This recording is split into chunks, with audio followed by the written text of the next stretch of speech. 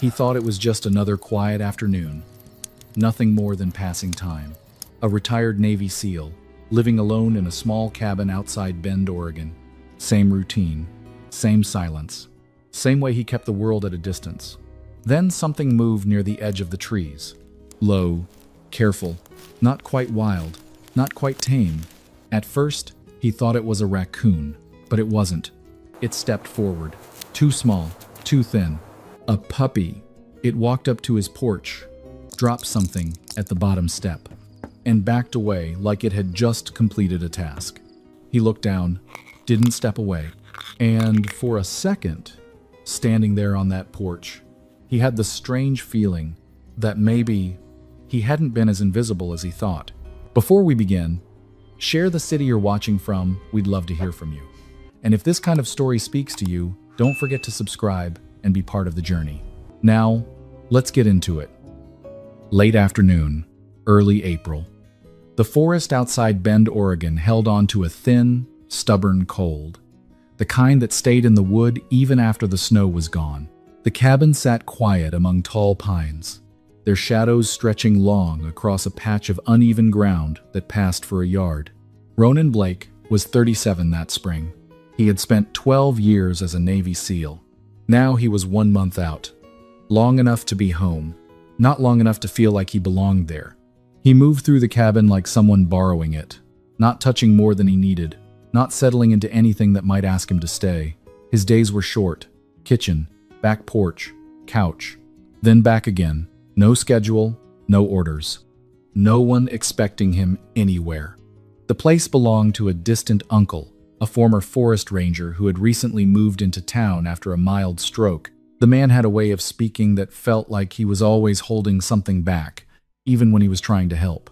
"Quiet out here," he had said, handing Ronan the keys. "Might help you get used to not having a war to wake up to." He had left a phone number on the kitchen counter, a name written in steady, careful handwriting. Emma Collins, forest volunteer. If you need anything. Ronan never made the call. He didn't like needing anything from anyone. Emma showed up anyway sometimes. Late 20s, auburn hair pulled into a loose knot, skin a little weathered from long hours outside, the kind of person who moved like she was used to walking uneven ground. She didn't stay long. She would set down a bag of groceries, eggs wrapped in newspaper, a small packet of coffee, then glance around like she was checking on something that wasn't entirely visible. "You eating okay?" she would ask. He would nod. "You sleeping?" Another nod. She didn't push, just gave a small, understanding shrug and left, boots soft against the dirt path. That afternoon, Ronan sat on the porch longer than usual. The air carried the smell of damp wood and earth. Somewhere in the distance, a branch snapped. Wind moved through the trees in slow, steady breaths. A chipped coffee mug sat near his boot. He stared at it for a while, longer than it deserved, like it had done something wrong. Then something moved near the edge of the trees, low to the ground, careful. At first, he thought it was a raccoon, the way it kept close to the dirt, pausing between steps like it was measuring each one. But it wasn't. Smaller, quieter. It stepped forward just enough for the light to catch it. A puppy. Not the kind people brought home. Not clean, not steady. Maybe 5-6 weeks old at most. Black and tan fur, too thin over its ribs, ears not fully standing yet. It didn't bark, didn't whine, just watched. Like it was deciding something. There was something in its mouth. A small piece of wood. Fresh, pale, still carrying the faint scent of sap. It walked toward the porch. Set it down at the bottom step, then backed away. Quick, precise. Like it had completed a task it didn't fully understand, but knew mattered. Ronan blinked, and then he laughed. Not politely, not because it was all that funny. A real laugh. The kind that catches you off guard, because you haven't heard it come out of your own chest in a while. It slipped out before he had time to stop it. The puppy lowered its body slightly, eyes fixed on him, waiting. He leaned forward and picked up the piece of wood. It was light, smooth on one end where something had chewed at it. The puppy's ear twitched. Then it turned and slipped back into the trees, disappearing so cleanly it almost felt like it had never been there. Ronan stayed where he was. the wood still in his hand. It wasn't anything, just a scrap. But he didn't move. Not right away. That was the part that felt strange. He finally stood, stepped inside, and set the piece on the kitchen table. It landed next to the phone with Emma's number. He didn't think much about it. At least, that's what he told himself. He moved through the rest of the evening the same way he had the days before. Heat something. Sit. Let time pass without asking anything from it. But every so often, his eyes drifted toward the door. Like he was checking for something, or someone. Night came quietly. The forest turned into shapes and shadows beyond the glass. Ronan stood by the window for a moment before shutting off the light. He lay down on the couch, hands folded over his chest, the same position he'd fallen asleep in too many times to count. He closed his eyes, and, for a second, standing there earlier on that porch, something shifted. Not enough to name, not enough to trust, but enough to notice. He hadn't stepped away, and that hadn't felt like nothing. The thought came small, quick, easy to ignore. Tomorrow, will it come back? He didn't answer it. But the next morning, he woke up earlier than he had in weeks.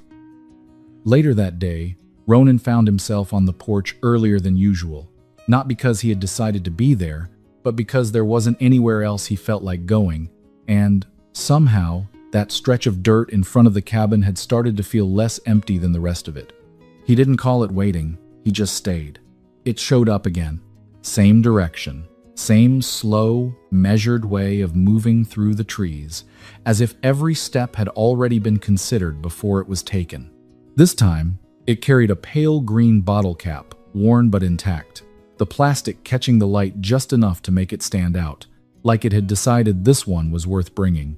It walked up to the bottom step, lowered its head, and set it down with the same quiet precision as before, then stepped back and watched him like it was waiting for something he hadn't agreed to yet. Ronan let out a breath he didn't realize he'd been holding, then turned and went inside, moving through the small kitchen until he found a can of chicken soup pushed toward the back of a shelf. It wasn't much, but it was there.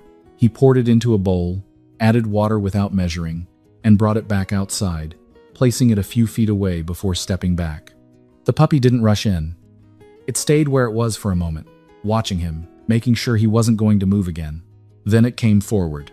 It ate quickly, not messy, not careless, but with a kind of focus that suggested it had learned not to waste time on things that might disappear.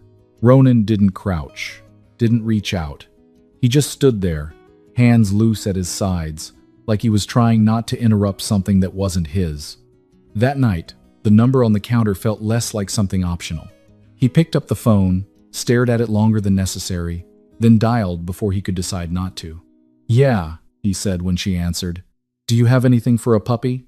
There was a brief pause, the kind that carried more recognition than surprise. "I've got a whole truck full of things like that," Emma said, her voice light but steady, like she had been expecting a call like this from someone, if not from him.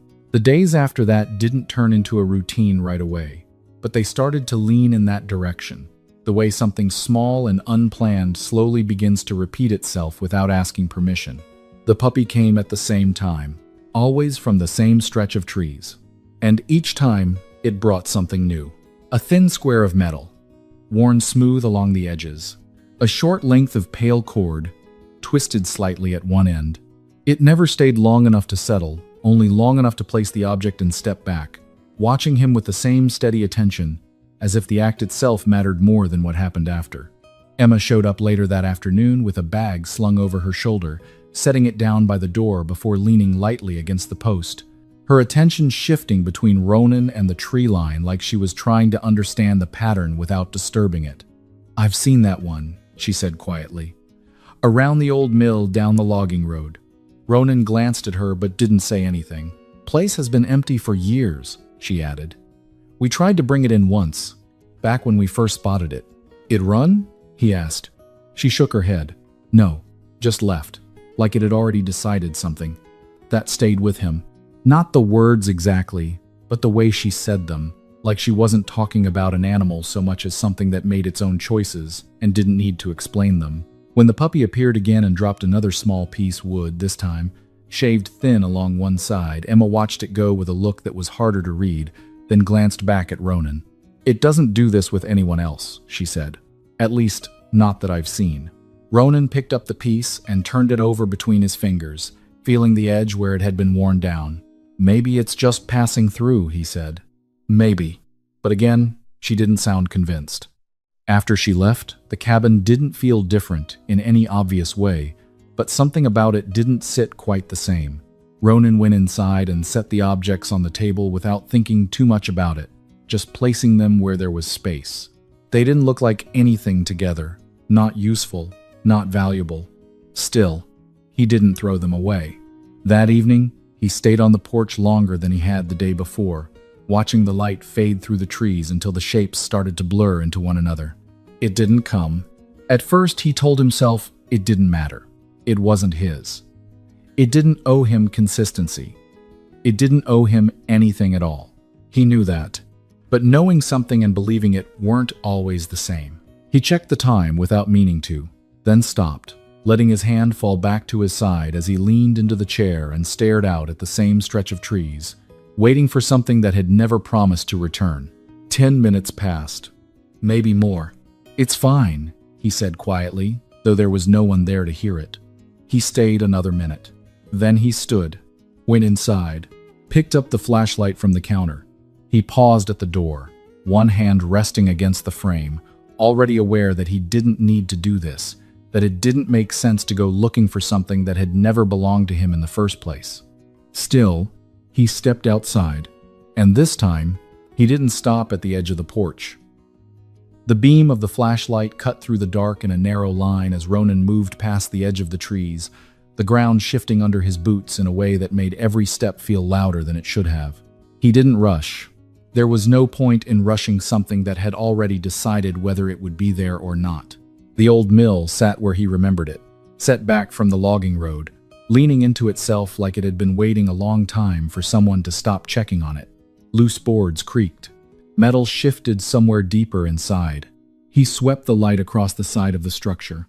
Nothing at first. Then a small movement, quick and tight, from behind a stack of warped planks near the wall. There. The puppy wasn't trapped. Nothing held it in place. It had space to move, space to leave. It just didn't. Every time the wind pushed through the broken siding, something rattled, sharp and sudden. Each sound pulled a reaction from it, small but immediate, like it had learned to expect something worse to follow. Ronan lowered the flashlight, letting the beam fall to the ground instead of directly on it. He stepped closer, then stopped. Close enough. He sat down where he was, the cold from the ground pressing through his jeans, and rested his forearms on his knees. "Yeah," he said quietly, not looking straight at it. "Not a great place to stay." The puppy watched him. Didn't move forward. Didn't run. It just stayed there, held in place by something that wasn't visible but was easy enough to understand. Ronan didn't reach out. Didn't try to coax it closer. He stayed where he was, letting the noise of the place settle into something predictable, letting the space between them exist without trying to close it. After a while, the sounds didn't hit as hard. The metal still shifted, the boards still creaked, but the pauses between them grew longer. He stood up slowly. "That's all I've got tonight," he said, more to himself than anything else. The puppy didn't follow, but it didn't bolt either. That was enough. The call came the next morning. Ronan answered on the second ring, already knowing it wasn't someone he needed to brace for. "Still looking for work?" the voice on the other end asked, direct, businesslike. "Yeah, there's a position open. Security. Resort outside Bend. Steady hours. Good pay." Ronan leaned against the counter, looking out the window without really seeing anything. "Send me the details. You can start next week if you want it. I'll take it." He hung up. He said yes. But the second he hung up, the thought hit him so fast it actually made him stop in the middle of the kitchen. If he took the job, he wouldn't be home at the time it usually came by. It sounded stupid. Even to him, he needed the job. The money. Smithing steady. And still, he stood there, staring out toward the back porch. Like part of him had already started measuring what that would cost. His phone buzzed later that afternoon. "Emma, they're clearing the mill," she said. Heard it this morning. Company bought the land. They're starting this week. Ronan didn't answer right away. Means trucks, noise, everything moving at once, she added. Whatever's living out there won't have much time. Yeah, he said. Another pause. You thinking about it? She asked. He looked at the table. The small things were still there, set down without any order, without any reason to keep them. I am now, he said. That evening, he was already on the porch before the light began to drop. It showed up later than usual. Moved slower. There was something in its mouth again. A curved piece of bark this time. Thin, light, edges worn smooth. It placed it near the step, then stepped back, but not as far as before. Ronan didn't move right away. He looked at it, then at the line of trees behind it, then back again. Tomorrow, he said, quiet, like saying it out loud might make it more solid. I'm getting you out of there. The words didn't feel like a plan yet, just a direction. Emma showed up the next afternoon with a carrier and a folded towel under her arm. She set them down by the porch, then glanced across the yard, taking a second like she was making sure of where everything sat before she said anything. Don't rush it, she said, her voice low and steady. No sudden moves, don't block its way out. Let it decide how close it wants to get.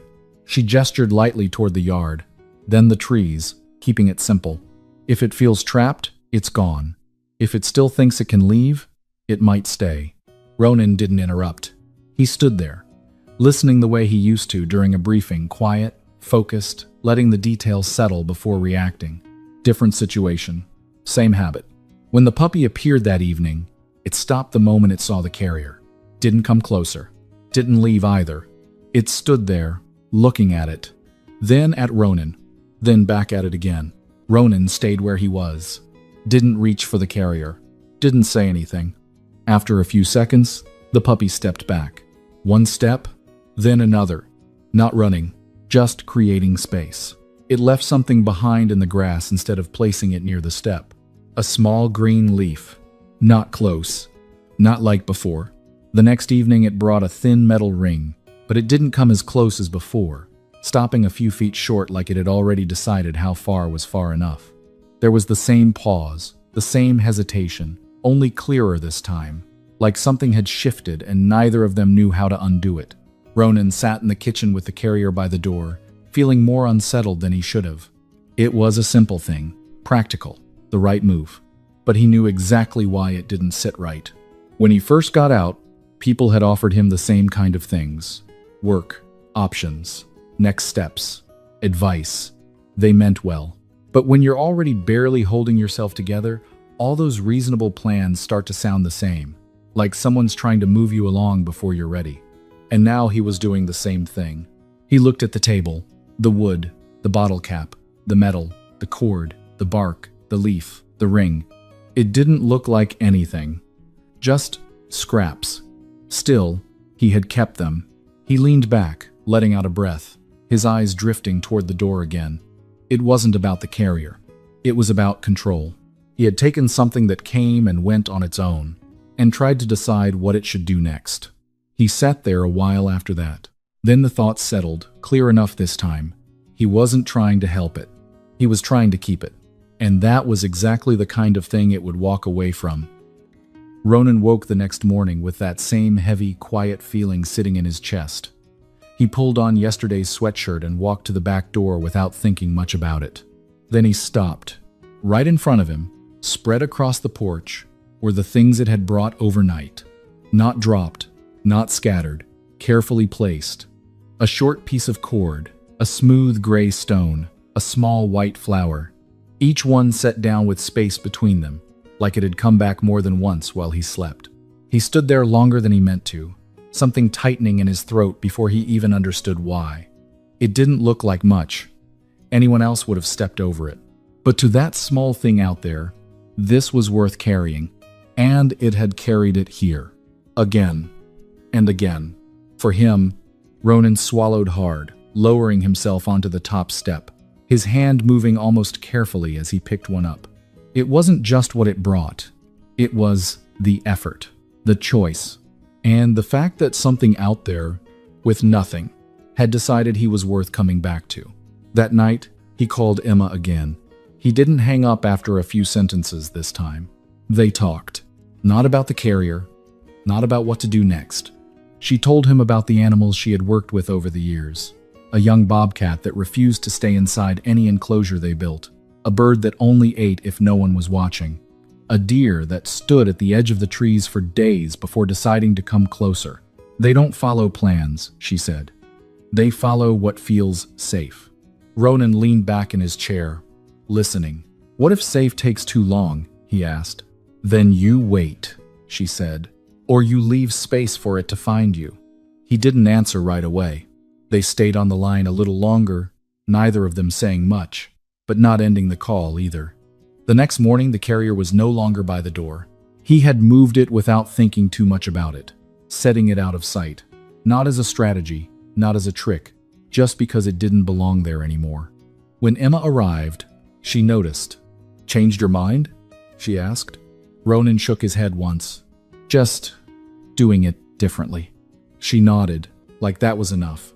They drove out to the mill later that day. The sound reached them before the building came into view. Engines, metal shifting, voices calling out over the noise. The place was already being taken apart. Boards stacked, debris cleared. The slow, steady work of removing something that had stood for too long.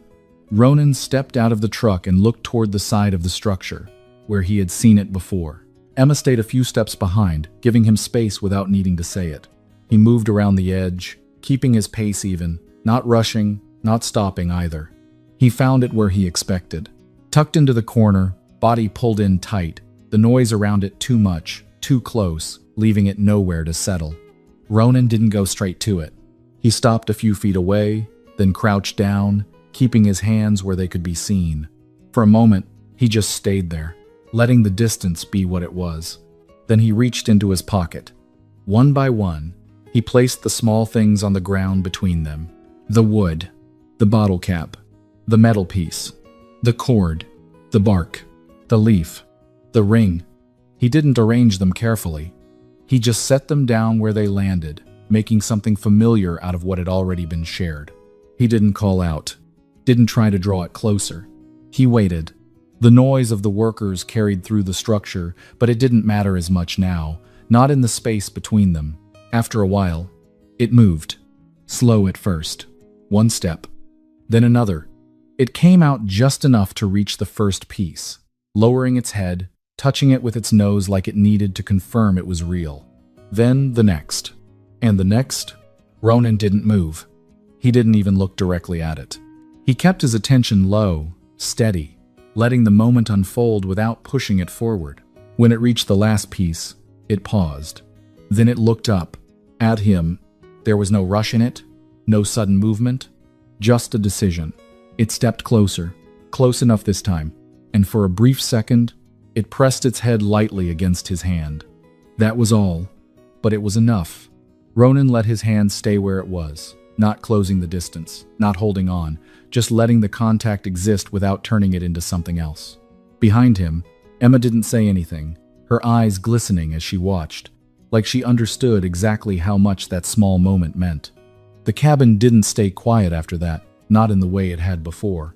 There was movement now, a kind of noise that didn't come from the wind or the trees, small things that showed up throughout the day and didn't ask for permission to be there. A few days later, Ronan gave it a name, Rusty. It didn't change anything in a big way, but it made it easier to call him, easier to treat him like he belonged there and not just passing through. Emma started coming by more often, bringing proper food, checking on the dog, and showing Ronan the basics, how much to feed, what to watch for, what signs meant something was wrong. She stayed longer each time, making sure he got it right before she left. Ronan took the job and started the following week, working security for a resort outside Bend.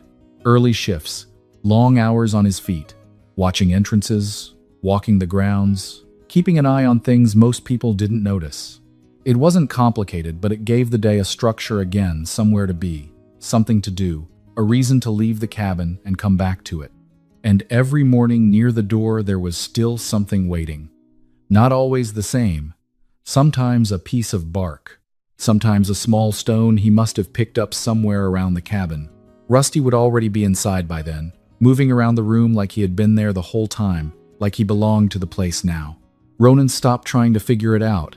He would just bend down, pick it up, and set it on the table with the others. Rusty would watch him do it, quiet for once, like that part still mattered. And after a while, Ronan got used to it, coming back and finding something left there for him. Some changes don't come loud. They come quietly. The way something small keeps showing up, until you realize you're not as alone as you thought. Ronan didn't plan to be changed, but something chose him anyway, and maybe that's how God works, through the small, the overlooked, the moments we almost miss. If this story stayed with you, take a second today to notice what's been quietly present in your life. You don't have to do much. Just don't ignore it. If you'd like, share where you're watching from or what part touched you. We read every comment. And if stories like this mean something to you, you're always welcome to stay with us. May God bless you, bring peace to your day, and remind you, you are not forgotten.